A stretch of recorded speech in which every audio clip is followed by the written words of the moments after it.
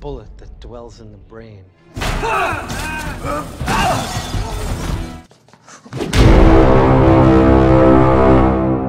Halo, apa kabar semuanya? Semoga kalian semua sehat. Kali ini si Bray akan membahas alur cerita film yang berjudul The Saffron. Film ini sangat seru, apalagi pemeran utamanya dibintangi oleh pemain SmackDown, yaitu Triple H. Yang mana ia sedang berusaha untuk kembali ke jalan yang lurus dan meninggalkan semua kelakuan brutalnya demi sebuah keluarga. Oke, bagaimana alur ceritanya? Mari kita saksikan sampai selesai.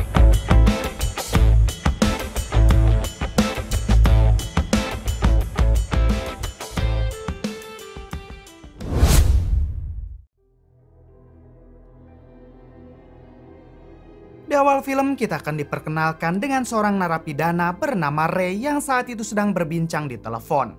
Terlihat salah satu napi malah mengganggu. Ray yang merasa risih langsung memberikan bogemannya. Great inspiration to our listeners. Singkat waktu, setelah beberapa tahun mendekam di penjara, Ray pun akhirnya dibebaskan. Terlihat Ray memberikan semua buku yang pernah ia baca kepada salah satu sipir di sana, termasuk buku tentang dinosaurus. Saat di luar, Ray bertanya kepada si sipir apa yang biasa dilakukan orang yang baru saja keluar dari penjara. Sipir itu menjawab biasanya orang-orang sering melakukan hal bodoh saat baru saja keluar. Good luck, Ray. Thanks, man. Tak lama, Ray pun dihampiri oleh seseorang bernama Laru. Diketahui Laru adalah salah satu partner Ray saat menjadi seorang perampok. Di sini Laru mengajak Ray untuk kembali melakukan aksinya dulu, dan ia meminta Ray masuk ke dalam mobilnya.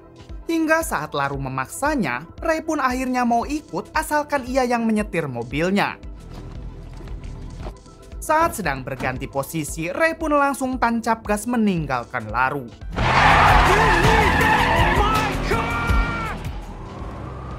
Malam harinya saat Ray di apartemen, ia berniat untuk mendatangi anak dan istrinya esok hari. Karena saat ini Ray bertekad untuk kembali ke jalan yang lurus dan ingin memulai kehidupan yang baru bersama keluarganya. Esok harinya terlihat Ray yang sedang mendatangi rumah mantan istrinya. Saat bertemu, ternyata si istri sudah tidak ingin lagi hidup bersama Ray. Karena istrinya menganggap kalau Ray bukan kepala keluarga yang baik, mengingat Ray adalah mantan garong yang cukup terkenal. Tak lama Ray juga bertemu dengan anaknya yang bernama Sally yang saat itu baru saja pulang dari sekolah. Sama seperti ibunya, Sally juga masih tidak mau menerima Ray. Seems funny now.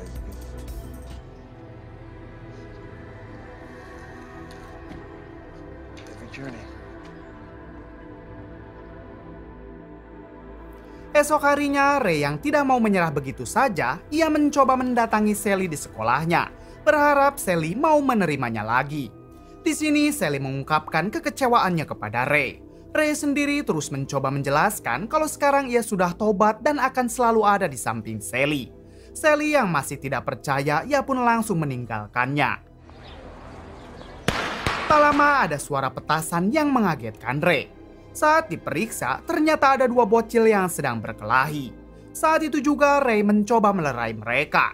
Tak lama datanglah kepala sekolah yang langsung menyuruh kedua bocil itu untuk masuk ke ruangannya. Setelah kejadian itu, Ray dihampiri oleh wali kelas Sally yang bernama Miller. Di sini Ray langsung mengenalkan diri kalau ia adalah ayah Sally. Ibu Miller yang juga melihat Ray memisahkan kedua bocil tadi, ia menceritakan kalau minggu depan semua muridnya akan melakukan wisata ke Museum Dinosaurus. Di sini Ibu Miller menawari Ray jika minggu depan Ray sedang tidak ada pekerjaan, ia boleh ikut untuk mendampingi murid-murid selama 1 hari.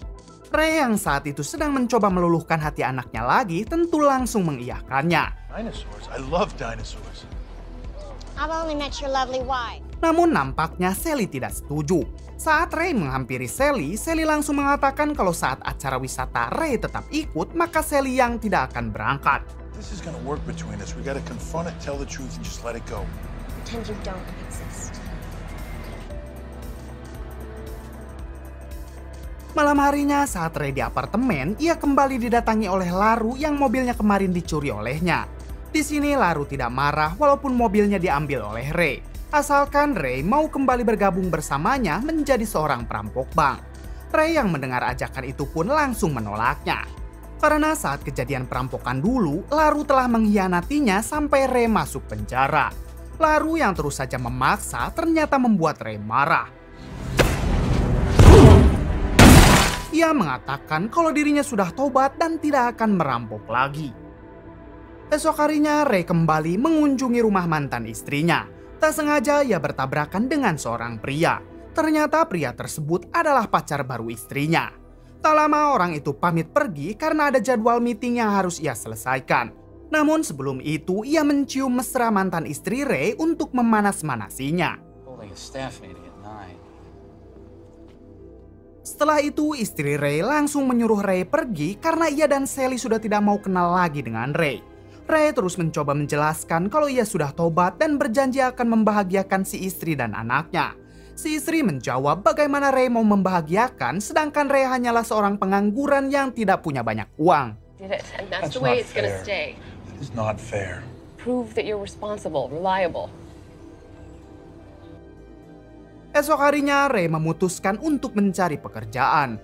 Dimulai dengan mendatangi sebuah kantor. Sayangnya setelah mengetahui Ray adalah mantan napi, bos di kantor tersebut tidak mau menerima Ray. Kemudian Ray mendatangi sebuah restoran agar ia bisa bekerja di sana. Awalnya Ray akan diterima oleh pemilik restoran tersebut. Namun saat sedang mengenalkan bahan-bahan makanan, Ray bertanya kenapa tidak ada daging di restoran ini. Orang tersebut mengatakan kalau restoran ini tidak boleh menjual makanan kolesterol. Ray spontan mengatakan kalau tubuh bosnya sedikit membutuhkan makanan berkolesterol. Merasa tersinggung, pemilik restoran tersebut langsung memecat Ray. Penderitaan Ray tak sampai di sana karena saat Ray hendak kembali ke apartemennya, ternyata apartemennya itu kini sudah ludes terbakar. Malam harinya, Ray yang sudah bingung, akhirnya ia mendatangi Laru untuk bergabung bersamanya lagi dalam merampok bank. Tell me about the bank. Good to have you back, Ray Ray. Singkat cerita, perampokan itu akan segera dilakukan. Di sini Laru mengatakan kalau Ray cukup menunggu di dalam mobil saja, sementara ia dan kedua anak buahnya akan masuk ke dalam bank. Ketika Laru dan kedua anak buahnya masuk ke dalam, Ray melihat bis wisata yang akan ditumpangi oleh Sally dan murid-murid yang lain. Saat itu juga Ray teringat tentang masa lalu ketika Sally anaknya yang sangat bangga kepadanya. Di sini Ray merasa apa yang dilakukannya sekarang adalah hal bodoh. Karena jika sampai tertangkap polisi lagi, maka ia akan mendekam di penjara selama puluhan tahun. Saat itu juga Ray membatalkan niatnya untuk membantu perampokan tersebut. Ia keluar dari mobil lalu membuang kunci mobilnya di semak-semak. Setelah itu Ray masuk ke dalam bis yang ditumpangi oleh semua murid. Melihat hal tersebut, Sally langsung menghampiri ayahnya dan memintanya untuk segera turun dari bis ini. Namun Ray tetap memilih untuk ikut di bis tersebut. Di balik itu, Laru dan kedua anak buahnya bergegas masuk ke dalam mobil dengan semua uang yang sudah mereka rampok. Saat masuk ke dalam, Laru sangat kaget mendapati Ray yang sudah tidak ada di dalam mobil. Ditambah kunci mobilnya juga tidak ada di sana. Tak lama terdengar suara sirine mobil polisi. Saat itu juga mereka memutuskan untuk berlari. Saking paniknya, salah satu anak buah Laru yang bernama Domo malah berlari ke arah yang berbeda. Sayangnya saat itu Domo tak sengaja menabrak tumpukan koper milik para murid. Karena takut tertangkap, Domo memutuskan terus berlari dengan mengabaikan tas uang tersebut. Sementara Laru dan satu anak buahnya sangat menyayangkan karena Domo malah meninggalkan kopernya begitu saja. Sampai kopernya itu tak sengaja dimasukkan ke dalam bagasi bis. Kembali ke Domo yang kini terus berlari menghindari kejaran polisi. Namun di suatu kesempatan ia berhasil dihentikan oleh polisi dengan cara menabraknya. Haru, we gotta go now!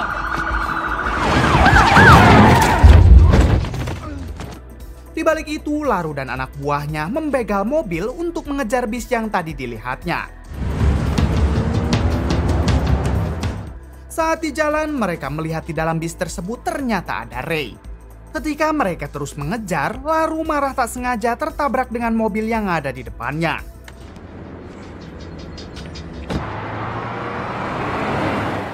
Kembali ke Ray yang terus mendekati Sally agar ia mau memaafkannya. Namun saat itu ada bocil badeg yang meniupkan permen karet ke muka Ray. Bocil itu bernama Benny. Ray yang merasa terganggu langsung membentak Benny.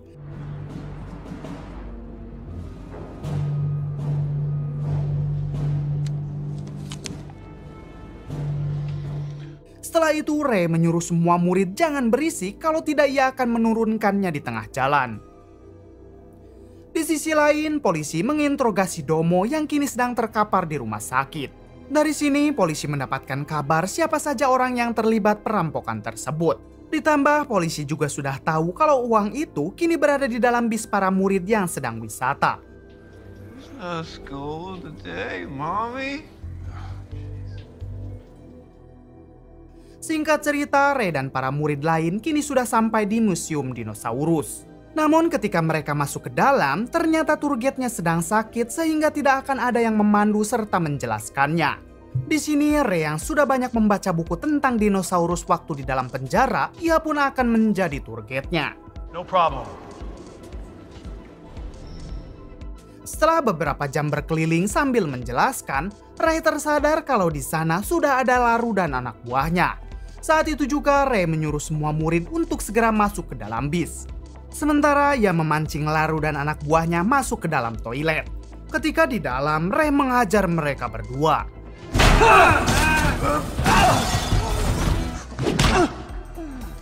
Di sini Ray mengatakan kalau ia sudah tidak mau lagi berurusan dengan mereka.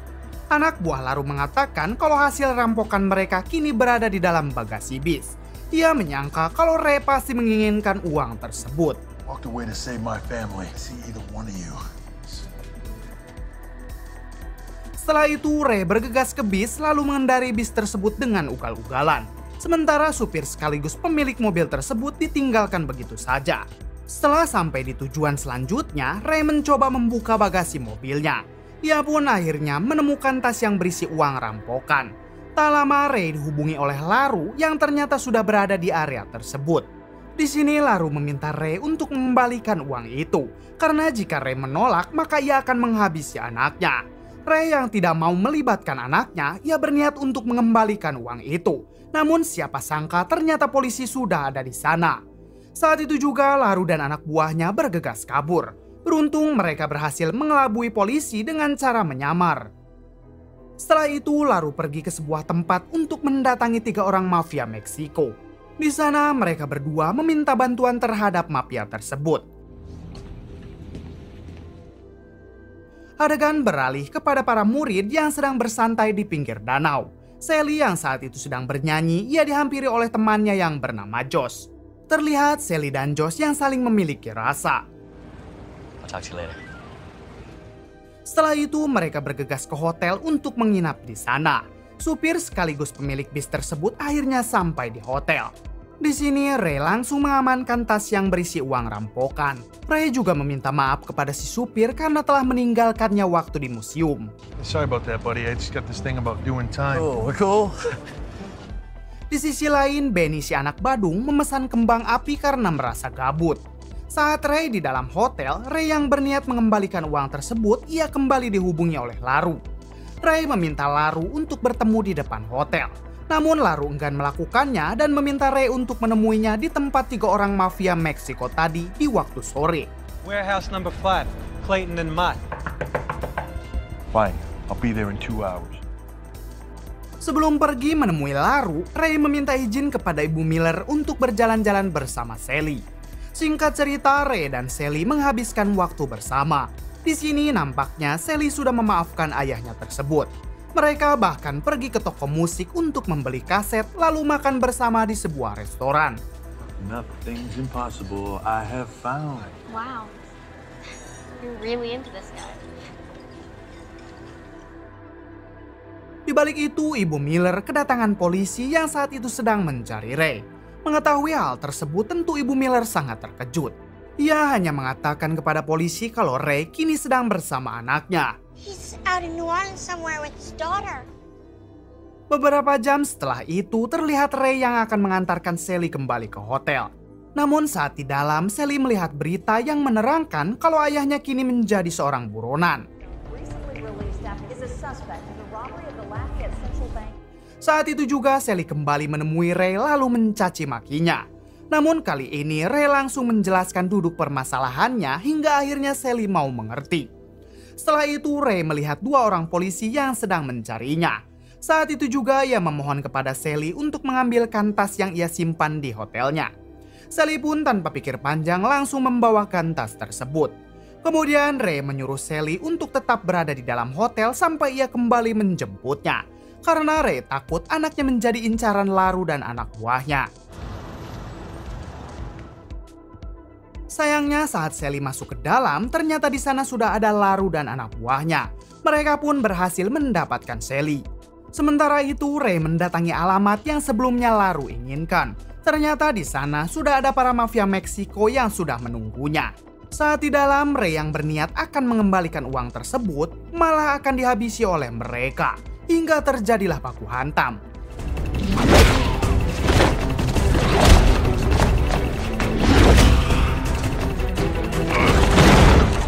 Namun satu persatu dari mereka berhasil dihabisi oleh Ray.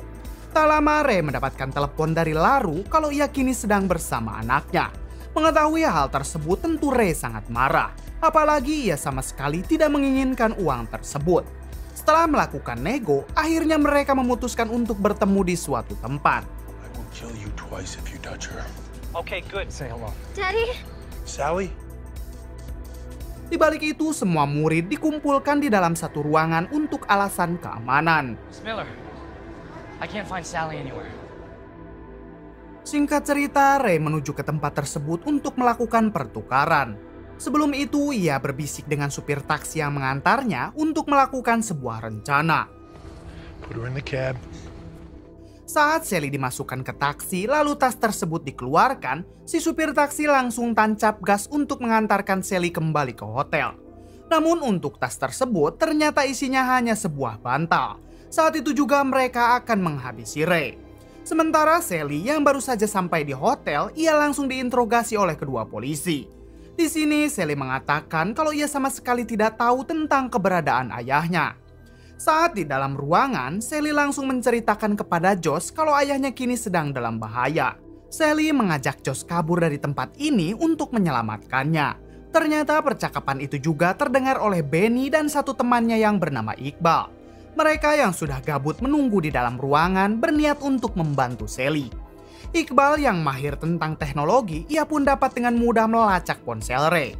Setelah mengetahui lokasi Ray, Benny pura-pura izin ke toilet lalu meledakkan petasan yang sebelumnya ia pesan. Setelah perhatian teralihkan, mereka bergegas pergi dari sana diikuti oleh satu wanita yang juga sudah bosan di dalam ruangan tersebut. Singkat cerita, Sally nekat mengendarai bus yang terparkir di depan hotel.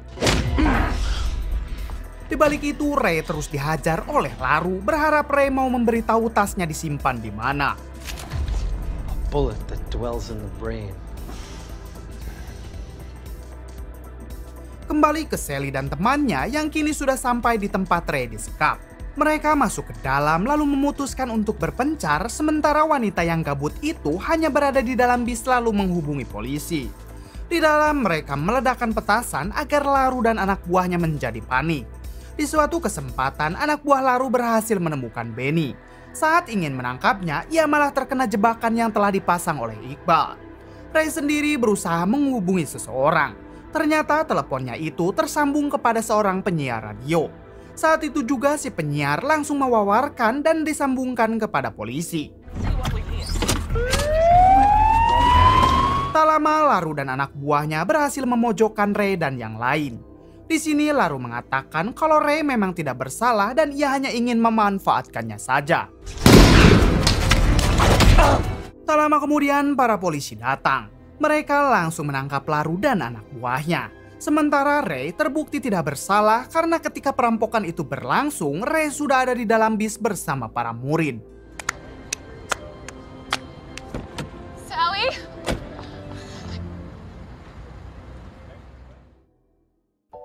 Singkat cerita, Ray kini sudah bekerja dan ia kembali diterima oleh Sally dan mantan istrinya. Film pun tamat. Bagaimana menurut kalian? Kisah yang mungkin dapat kita ambil dari film ini, jangan pernah menyerah untuk tetap berada di jalan yang benar. Cukup sekian dari saya, mohon maaf bila banyak kesalahan. Salam Bray Movie.